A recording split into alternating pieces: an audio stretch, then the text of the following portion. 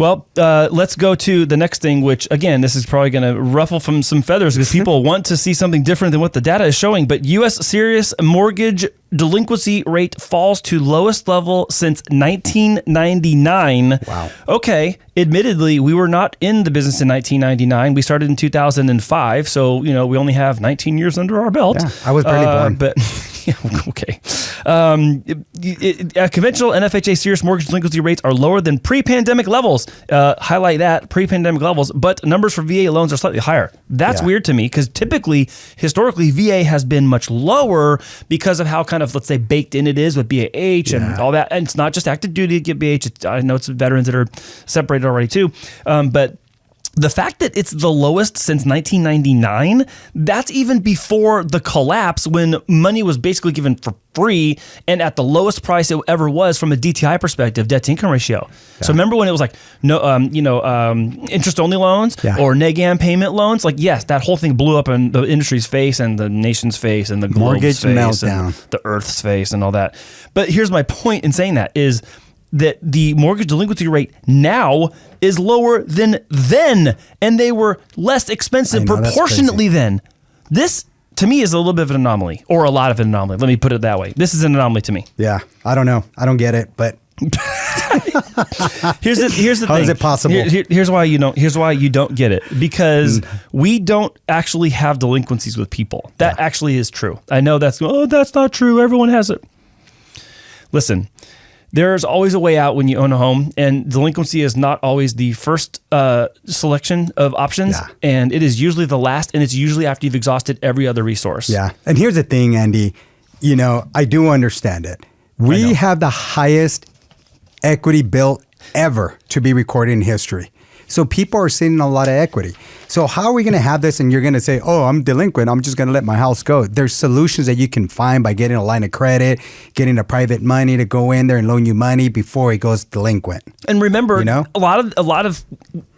a larger percentage of homeowners now have a rate, let's say 3%, 3.5%, 2.25%. Some of our VAs back in just a couple years ago. Exactly. So there should be lower delinquency rates because when is the last time you ever saw a 2.5 or 3 or 3.5 fixed 30-year loan?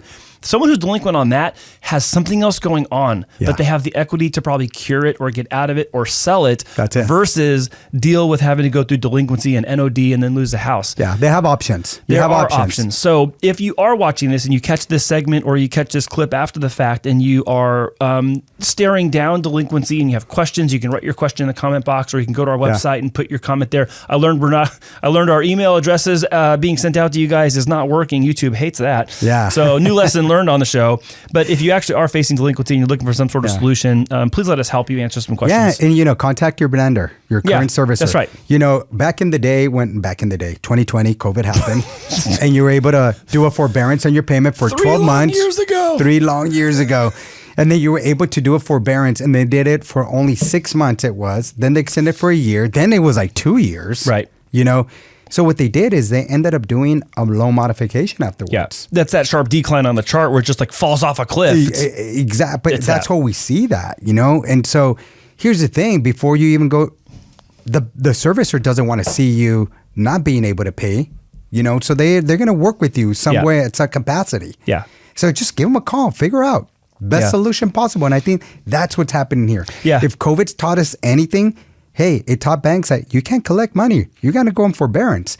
But what happens to that different? It gets tacked on later. Yeah. So when you do your loan modification, let's just say you owe $300,000 and you were not delinquent, couldn't make your payments because of job. And, a lot of times you had to stay home no matter what. Let's just say your payment was $1,000. That $12,000 would get tacked onto your loan, or it'd be a silent second. You don't pay no interest or anything, and that's something the government was mandated. And in a lot of cases, in this example, you're saying it's $300,000, and let's say you have $12,000 that was deferred or tacked on later. Yes. Okay, so you owe $312 now, but your property that went up 40% in the same time is not worth $300,000 anymore. That's leverage at its best. It's worth more like $420, $425, $450. that's a different conversation. So you Yeah. gained equity, even though you had to tack that on. Again, I know this is not everyone's situation. And like, oh, you're saying that because you guys sell loans. Okay, fine.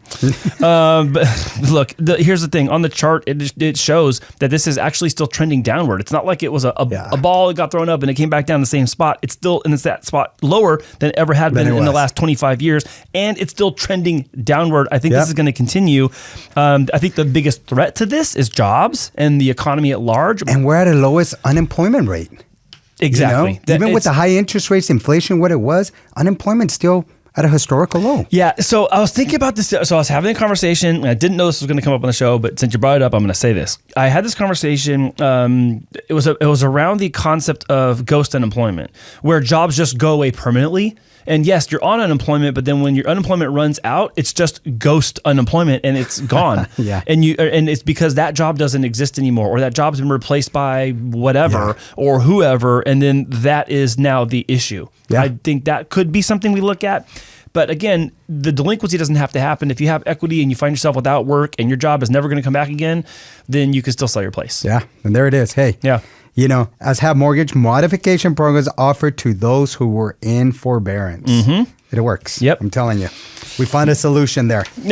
How do we get people not to freaking get NODs, which is a notice of default? Notice of default. Let's just work with them and modify that loan. Help them out. That's it. Why not?